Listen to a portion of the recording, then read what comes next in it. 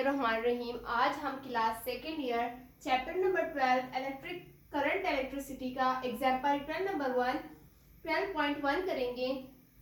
हमारे पास जो है ना 12.1 की स्टेटमेंट है, जो एग्जाम्पल हमें बुक में दी गई है वो है what is the current through a resistor of 16 ohm when the potential difference of 240 volts is applied across it।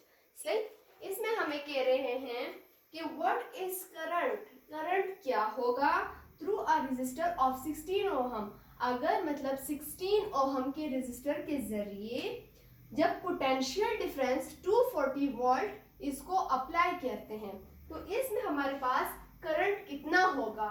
तो हमारे पास सबसे पहले डेटा आएगा जिसमें हम लोग लिखेंगे करंट, जो कि हम लोगों ने फाइंड आउट करना है। दूसरा रेजिस्टर जिसको हम लोग कैपिटल आर से डिनोट करते हैं वो हमें 16 ओहम दिया है। और तीसरी बात पोटेंशियल डिफरेंस कैपिटल वी, जो कि हमें 240 वोल्ट दिया गया है।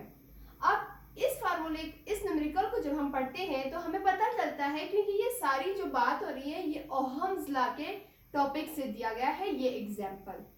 तो यहाँ पर हम ओहम्स लॉ का फार्मूला पुट करेंगे। According to Ohm's law V is equal to IR, यानी पोटेंशियल डिफरेंस डायरेक्टली प्रोपोर्शनल है करंट के, जिसको फिर हम लोग अरेंज करते हैं V is equal to IR के मुताबिक, क्योंकि R जो हमारे पास कांस्टेंट है तो हमारे पास जो फार्मूला बनता है वो है V is equal to IR। अब हमें चाहिए करंट, तो हम लोग सबसे पहले इस फार्मूले को अरेंज करेंगे।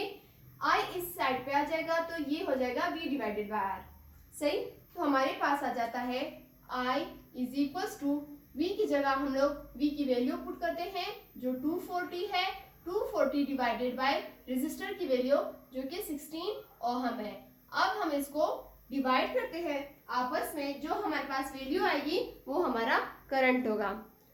Simple bracket 240 simple bracket divided by simple bracket 16 simple bracket is equal to 15, यानी हमारे पास करंट जो आया है वो 15 है। करंट का जो यूनिट है वो है एम्पेयर, तो यहाँ हम कैपिटल A पुट कर देते हैं।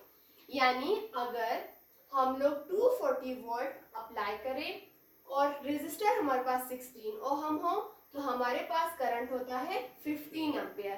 तो इस तरह जो हमारा एग्जाम्पल 12.1 था वो कंप्लीट हो गया। होप सो कि आप लोगों को समझ आ गया होगा।